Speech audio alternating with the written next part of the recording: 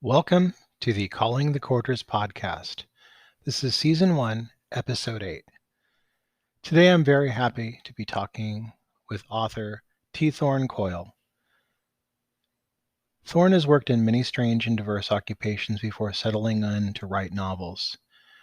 They are the author of The Witches of Portland, the Seashell Cove Paranormal Mystery series, the Pride Street Paranormal Cozy Mysteries, the Steel Clan Saga, the Panther Chronicles, and Thorn's multiple nonfiction books include Sigil Magic for Writers, Artists and Other Creatives, Crafting a Daily Practice, Kissing the Limitless, and Evolutionary Witchcraft. Among them, Sigil Magic for Writers has been re-released recently and is available in the link section. Thorn's work also appears in many anthologies, magazines, and collections. They are a student of the magical arts for 40 years. Thorn has taught in 9 countries, on 4 continents, and in 25 states. An interloper in the Pacific Northwest U.S., Thorn pays proper tribute to all the neighborhood cats and talks to crows, squirrels, and trees.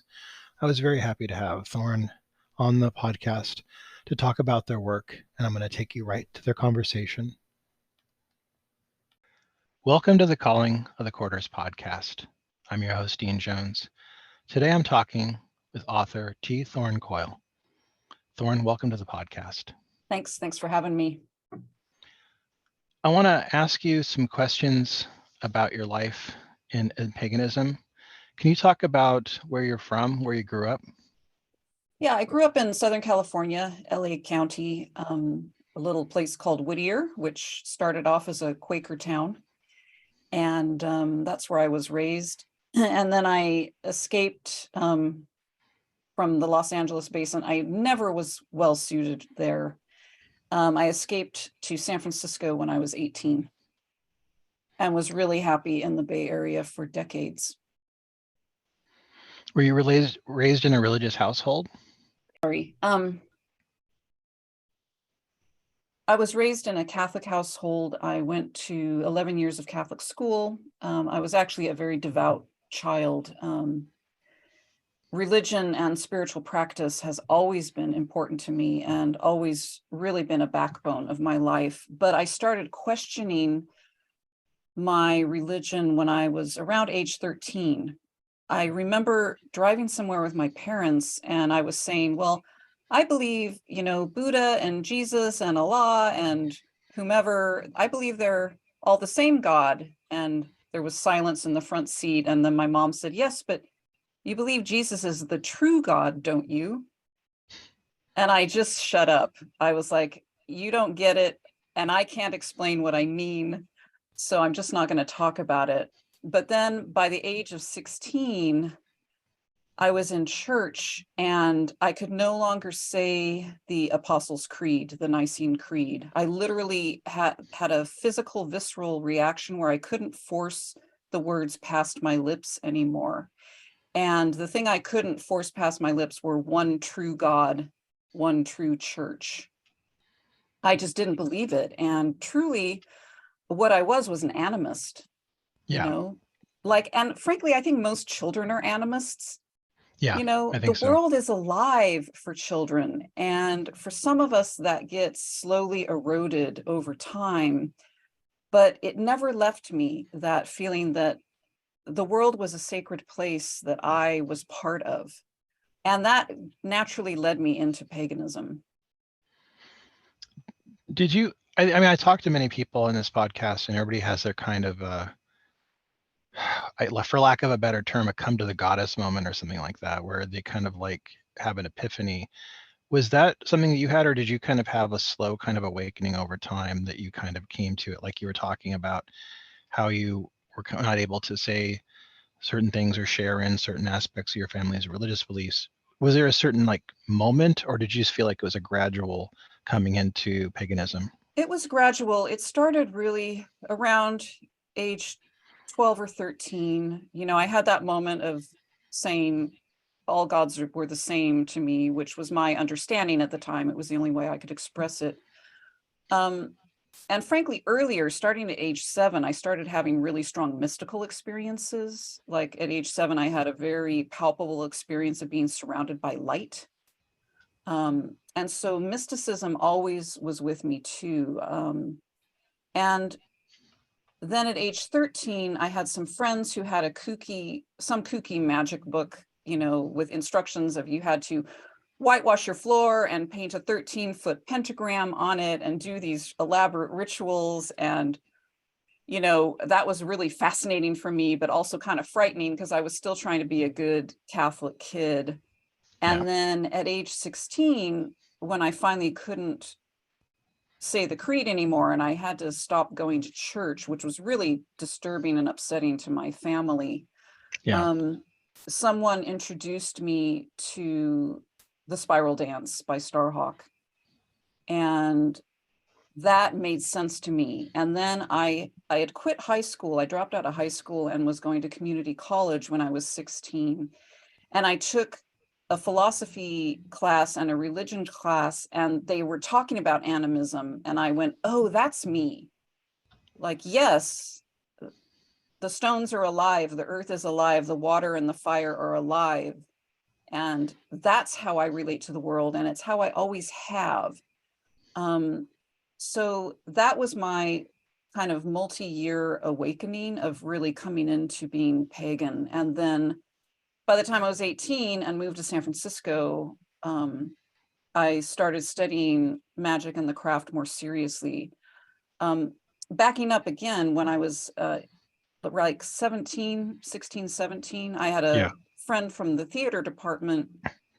I was in community theater, and my friend and I called us metaphysical seekers. We would drive all around Southern California going to psychic fairs and magic shops and new age stores and places like that. So I definitely was actively seeking pretty early on. And then by the time I hit like 18 and 19, I started studying the craft more seriously, as I said. Now, you eventually started studying the fairy tradition. Was that the time period you started studying it more seriously? Yeah, I started when I moved to San Francisco. I was in an occult shop that no longer exists called Curios and Candles. And it was one of I those, remember that place. I love yeah, that those place. classic old school places, that stank of incense and was Mm-hmm. crowded with weird stuff, like things floating in jars and the Yep. herbs and the books. It was a classic witch's shop, and I'm glad you remember it. It was so fabulous for a I young miss it. person to walk in there. And I was browsing one day and I said to one of the shop workers, do you know anyone who's teaching? And behind me I heard a voice saying, I am.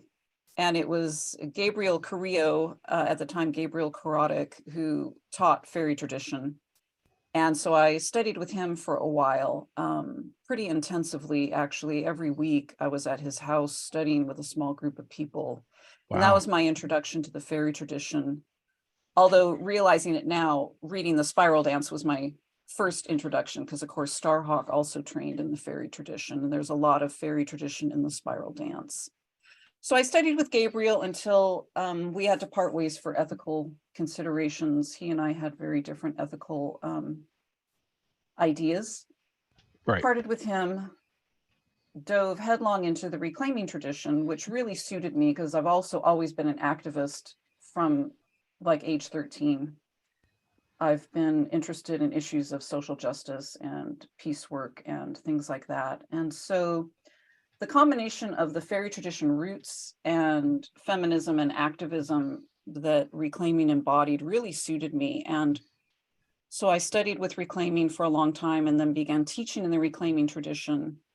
But I finally eventually circled back to fairy and started studying with Victor and Cora Anderson directly, who were the founders of the tradition. As long as I've known you, you've always been a really serious pagan practitioner. And I think to me, you're one of the few people I think is the closest thing that I can consider to actual clergy. Somebody who like really embodies the teachings. Is this something that's been easy for you, or has it been hard? Has it been something just that it's who you are and that's a natural way to walk through life? Well, That's an interesting question, Dean. I definitely fulfilled the role of clergy for a lot of years. And even now that I'm no longer actively teaching as much, I mean, I teach a little bit online again now, and I do the occasional conference, but I'm not teaching intensively like I was for so many years. Yeah. Um, Even so, I do still try to have a presence in the world where I'm hoping to foster people's sense of connection with themselves, with the natural world, with their sense of creativity and their sense of gods, goddesses, the divine, whatever their relationship is. Um, so I do still do that because it's important to me. That sense of alignment and connection has always been important to me. And, you know, for good or for ill, I definitely have served as clergy for a lot of my adult life. And, you know, I have done well at that and I have done poorly at that, like we all do with everything, right? We all learn by doing. And it's been an interesting journey. So I don't know if that answered your question or not. I mean, I definitely studied and trained, but also I think I had a natural uh, predilection for doing that, you know, even from childhood. You know, in childhood, I remember, you know, speaking to my father's drunk friends and counseling them at age 7, you know, so I Yeah. already had some weird thing going on. And of course, you know, that's completely unhealthy and a terrible thing. But for good, again, for good or for ill, it shaped me and made me who I am today. So when did writing come for you? You're a very prolific author, and you've written some really amazing books. That I mean, everybody I know has your work. You know, you're a very respected author in the pagan community, and you're writing right now a lot of fiction. When did writing start to you? Did you always know you wanted to write? Was this something you've always done, or did you kind of one day kind of have a kind of writing awakening where you started like, just writing and then you knew you wanted to be published? I've always written. Um, One of my early memories is when I come from a very large family. So we were, you know, often crowded 4 to a room, which I know is spacious for some other people in other parts of the world. But I had a trundle bed beneath one of my older sister's beds, and I had a little orange nightlight. And I remember pushing pencil and paper under that orange nightlight and writing poetry. I probably had to have been 6 or 7. Wow. So I've always written, and it was one of the things that I also got rewarded for in school. You know, I was one of those people in high school, I could write an essay half an hour before class and get an A on it, you know. Writing has always come pretty easily to me. And I struggled with fiction. I wrote poetry a lot. I also used to write for magazines and newspapers. I started writing for newspapers when I was 16. Started writing for magazines in my, you know, late teens, early 20s, and getting my poetry published at that time as well. And I, at the time, also struggled with fiction. You know, I would do the classic thing of labor over one short story for a year, trying to get it perfect, and giving up, you know, halfway to 3/4 way through novels, not pushing through. And then finally, I started working on evolutionary witchcraft. And when I went back to school as an adult, I went back to college, started writing evolutionary witchcraft during that time when I was also doing intensive spiritual study. I was studying with Victor and Cora. I was in the Gurdjieff work. I had been studying with the whirling dervishes. I was doing really intensive spiritual work at the time while writing evolutionary witchcraft. And at that point, I went, oh, maybe what I'm supposed to write is nonfiction. So I set fiction aside, and I Oh, kept okay. thinking I would get back to it. And every once in a while I would try. And then finally, around about the time I was writing my third nonfiction book, Kissing the Limitless, I realized I need to set fiction completely aside. It's just a fantasy. It's not happening. And then several years later, I was sitting in my living room and a voice said something in my head that I knew was not me, and it was a character. And so I started writing fiction again. These two characters, Alex and Jonah, dropped into my head, and I had to write their story. And then I went, oh, this is awesome. I really want to write fiction. And then I started studying fiction in earnest. I found a couple writing mentors, studied as much as I could, and started writing as much as I could.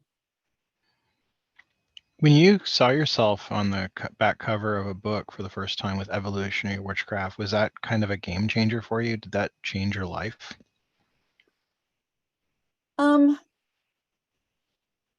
The publication of that book did change my life.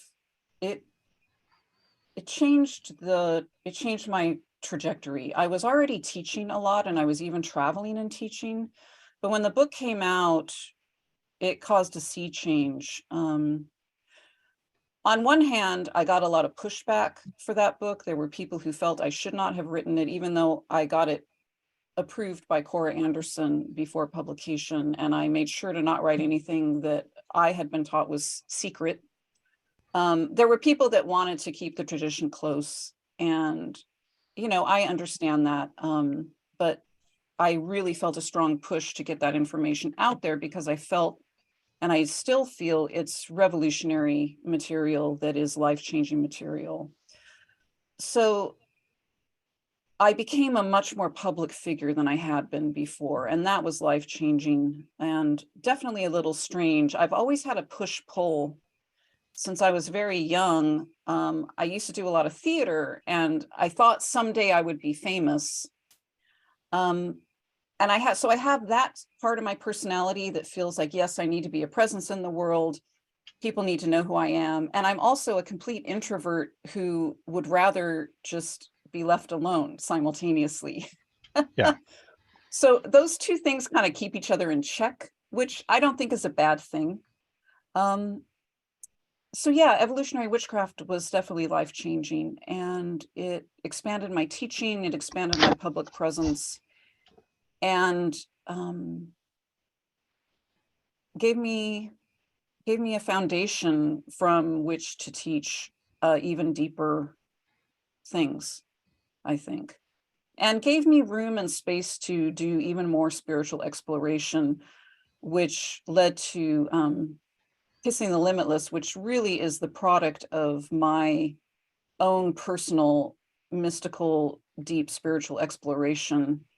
And then on to Make Magic of Your Life, which I tried to make more accessible, because Kissing the Limitless, even though it's a lot of people's favorite book, and it's also one of my favorite books of mine that I've written, because it's my most personal, it's very esoteric, and it's not an easy introduction book.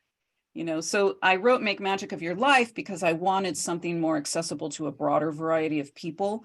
So what I did with that book was explore the 4 powers of the Sphinx that Eliphas Levi talks about: to know, to dare, to will, and to keep silent. We tend to have, when we have favorite authors, or we have an author that we enjoy, we tend to try and tell the author who they are. We have a habit in this, any author that you like, if they suddenly change up the paradigm, people can be confused. When you started writing fiction, even though you never said you're not writing nonfiction anymore, you're just like, I'm going to be doing this. Was it different for the people that enjoy your work? Did you get any kind of people asking questions, or people confused, or people just go with it? It was a combination. The first thing that happened was I needed a break from writing my blog. I needed a break from writing the elaborate essays I was writing every month. And so I took a hiatus. And after a while, people were like, hey, we miss your writing. We miss having that voice in the world. So I said, okay, I'll make a deal with you. I will start a Patreon, and I'll give you 1 short story a month and 1 essay a month. So I'll give you the essay you want, but you have to read a short story on top of that. And a lot of people said, great, and signed up. And so I revived my nonfiction writing at that level too. And then over time, people got used to the fact that, oh, Thorn's now writing fiction that has a lot of magic in it. And spiritual ideas and social justice content are all embedded in the fiction.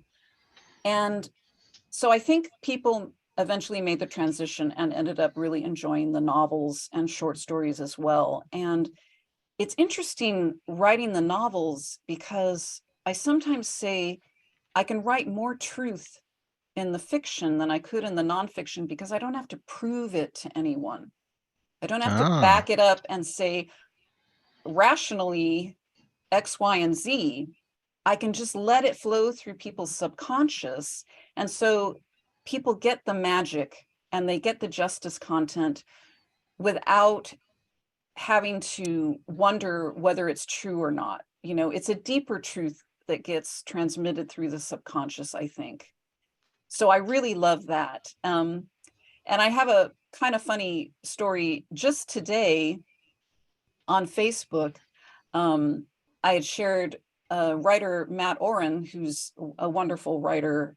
He kindly shared my Crafting a Daily Practice book on Facebook, and I posted it on my page saying, "Oh, I'm so grateful when people are so kind as to share my work." And someone responded saying, "Oh, I've read your novels. I had no idea you wrote nonfiction."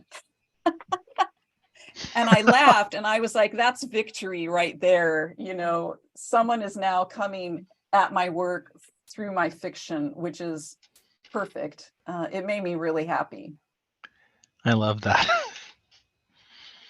I want to talk to you about one of your series, the Witches of Portland series. Can you talk to us about these books and the characters in them?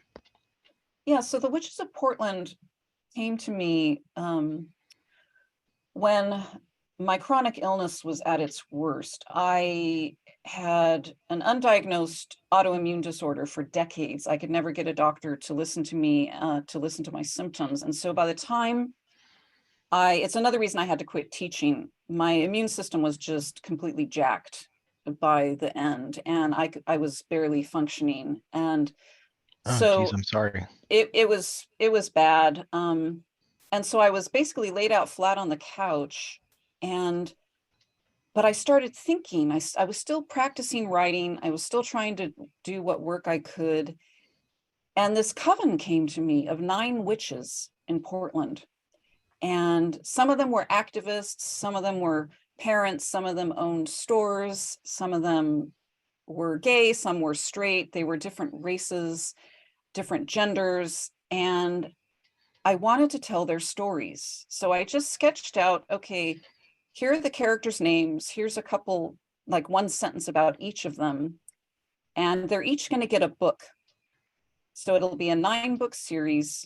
I have no clue what it's going to be about, other than it's about this coven dealing with um, social injustice, magical abuse, domestic violence, all these different things in Portland. And the thing I knew was I wanted the magic to feel real. I wanted it to feel like magic real witches did, the witches you and I know. I wanted it to not feel like Hollywood magic, because sometimes urban fantasy books, which I love, are filled with kind of Hollywood pyrotechnics. And I wanted Hmm. this to be about the kind of magic we do. And so, story by story, witch by witch, the books came out. And I wrote them over the course of a few years. And I love that series. I love those characters. And one of the pieces of feedback I've gotten is people wish they could find a coven like Arrow and Crescent, you know, and that the most fictional thing in my series is that the coven members all get along. But I really appreciated writing about these 9 witches and their friends and their larger community, which includes other pagans and other forms of paganism, and other forms of magic work. I've got, you know, heathens, I've got Thelemites, I've got Orisha practitioners, all kinds of people, and other witches in the series too. And I wanted to write about all the interlocking communities and the way life really is for pagans. And I wanted to show a group of 9 people and their communities who supported each other And I wanted to show how that support rippled out, and how magic and justice could win the day if we work together in community and believe in our magic enough. I really like the way you write characters, and I like the way you really make them feel real. You mentioned Hollywood films and how oftentimes they'll have an idea, but they'll put like a cookie cutter image of a person, like a teenager especially, or an adult in it, and it doesn't ever really ring true usually. But I find your characters do. Do you carry around a kind of a pad, like a little legal, like not legal, but a little like small pad, and like write down when you people watch? Do you see like people and go, I'm going to put that person in my book, or is it based on people you know? My characters are all amalgamations of a variety of people and completely made up. So I don't tend to take notes in public, but I do observe all the time. I'm always listening and watching. It's one reason I take photos all the time. I'm an amateur photographer, and I post a Oh, photo almost every day on social media because I love that's true. noticing details, right? So I do that with nature, I do that with street graffiti, and I do that with human beings and animals too. And that all ends up in the soup. So yeah, and the main thing was I just wanted diversity of all types in the book. So one person has a chronic illness. One person's a non-binary femme. One person, is having her child's getting bullied at school. I just wanted that kind of variety in the books, because I like a world that feels real. Those are the books I like best. I want to also talk about your Panther Chronicles. Can you talk about those books a little bit and the characters in there? So the Panther Chronicles came out of, I was actually in a workshop with writer Christine Catherine Rush, and I wrote a kind of a 7,000 word short story. It's one of those intensive workshops where you have to do all this writing while you're there. You have to write short stories and exercises and go to classes, and you get very little sleep. And I turned in the story because I wanted to answer the question for myself: what would have happened if Fred Hampton had not been assassinated? And so I wrote the 7,000 word story, and the feedback I got from the teacher was, this isn't a short story, this is a novel. And actually, it's not a novel, it's an entire series. And I was brand new in my fiction writing career, and that terrified me. But I kept practicing, I kept working, I kept writing short stories, and I slowly started to work on this series. I did intensive research. I kept practicing, I kept writing, but I also was aware, it's, even though it's not all Black characters, it's alternate history set in Black U.S. history, right? And I'm like, I'm a white person writing this, am I even allowed to write this? Is this okay? And I made a deal with a couple of Black first readers who were friends of mine, and they kept saying, we love these characters, we love these books, please keep writing.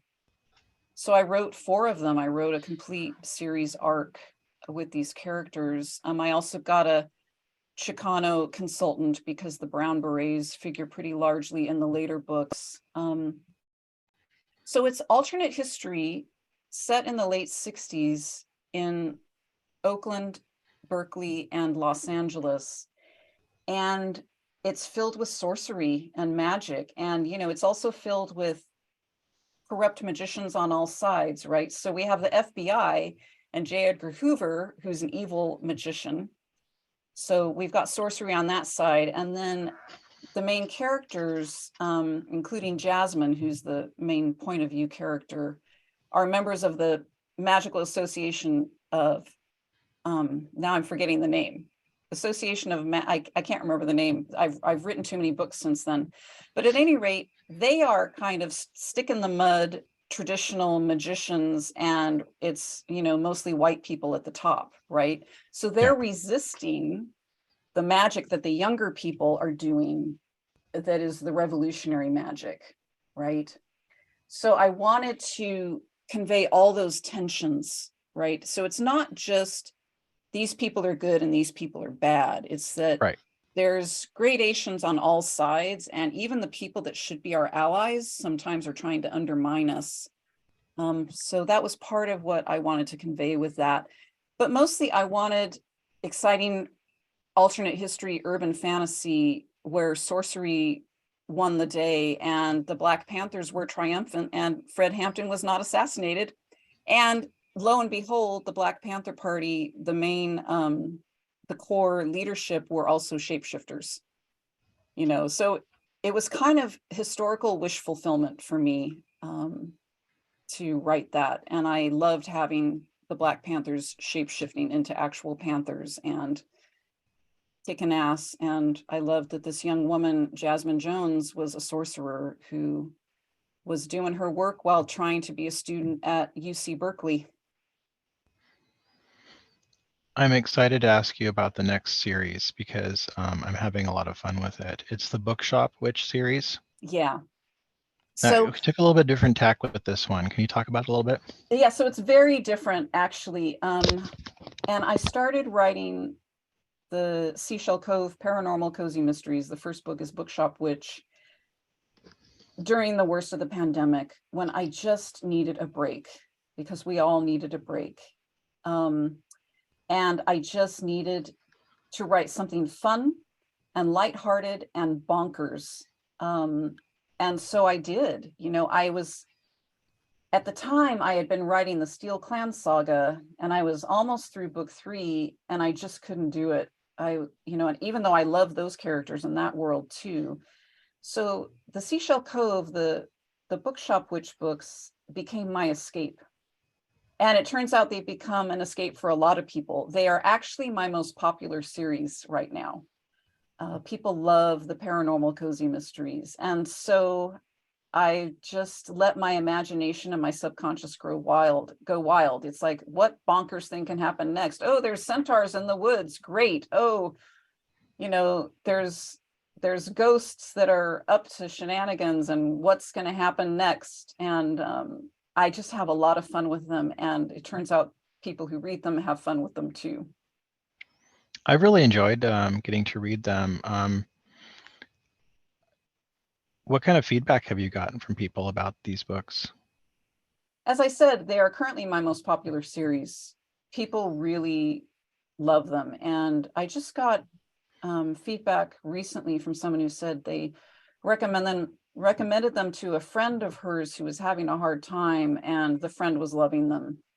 They're comfort reading, they're pure escapism, but magic and justice still, and community still come through at the end of every book, right? So Yeah. that heartbeat that runs through all my work, my tagline as a teacher and an author is magic is real and justice is worth fighting for. And that even goes through the bonker Seashell Cove books. It's important to me to believe in community and believe in the power of the work we do together and the power of our magic, even when things are just wacky and lighthearted and fun. I like that. You have a revised book on sigil magic coming out soon. Can you talk about that a little bit?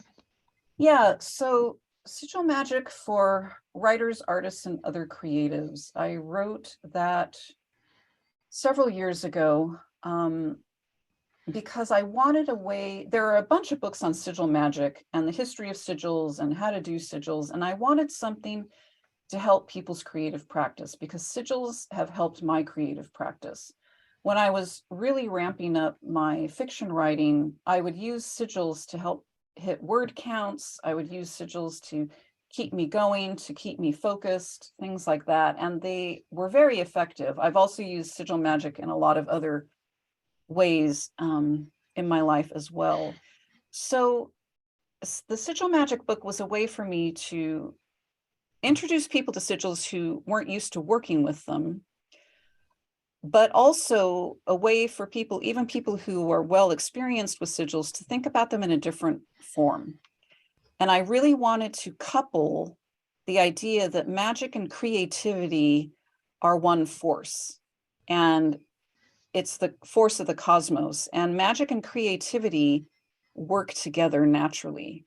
So it doesn't matter what kind of creative practice a person has, they can use the Sigil Magic book to increase their success in life, increase their creative output, and just open up to the greater creative flow that's all around us at all times. So I wrote that book, as I said, several years ago, but I felt like there was more I needed to say now. So as you know, I ran a Kickstarter for it recently in order to do an expanded, revised version. And the book grew even more because we kept adding stretch goals. I was like, okay, if we hit this number, I'll add sigils for X, Y, and Z, and I'll add essays on this topic. And so the book grew into something I'm actually really delighted with. I like it a lot. I think the first book was good, but I think the revised edition is better. And it actually is just out now. It came out last week. I want to ask you one last question. What's next for you? Well, I'm still writing a ton. I'm working on another paranormal cozy series, Pride Street, two gay men and their corgis in not quite Portland, Oregon. And that's really fun. There's a ghost from Act Up. He's a leather daddy ghost from the 1980s who lived in their house and still lives in their house. And he helps the corgis solve crimes. So that's really fun. So more books will be coming out for that. I've got another Seashell Cove book coming out in the fall.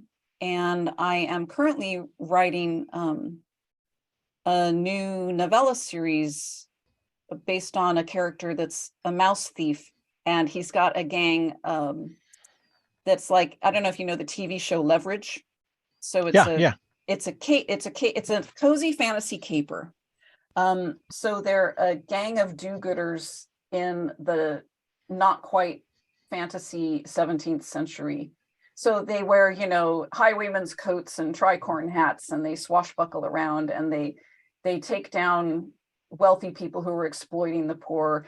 So they're really an extension of Robin Hood in a fantasy world. So there's magic, there's talking animals, there's also humans. The cast of characters is pretty diverse, and it's a really fun world. And it's a novella series, so they're very short, and I'm having great fun with them. So I'm running a Kickstarter for that in June to launch the first two novellas in that series. And I'm also, in the back of my head, have a whole new series of short magic books in mind that I'm hoping to release and to write and release probably one a year. They won't be huge books like I used to write. I'm really enjoying being able to write. I just want to write on this narrow topic instead of what I call kitchen sink books where I throw everything in them. So that is my current plan. And I'm doing a little bit of teaching online on magic and creativity, and riding my bike and going for walks and taking photographs and drinking a lot of tea. Sounds good. Well, we'll put links to your website and your books in the bio. Thorn, I want to thank you for being on the podcast today. I've really enjoyed getting a chance to talk to you. It's been great. It's really fun, and it's nice to hear your voice and see your face again. That was my conversation with author T. Thorn Coyle. You can go to the links in the bio to check out their website or purchase their books. We'll be back next week with a conversation with author Christopher Hughes, who has a new book, The Book of Druidry. We'll be talking about that book and also their past publications. We hope you join us next week, and until then, have a very magical, wonderful week.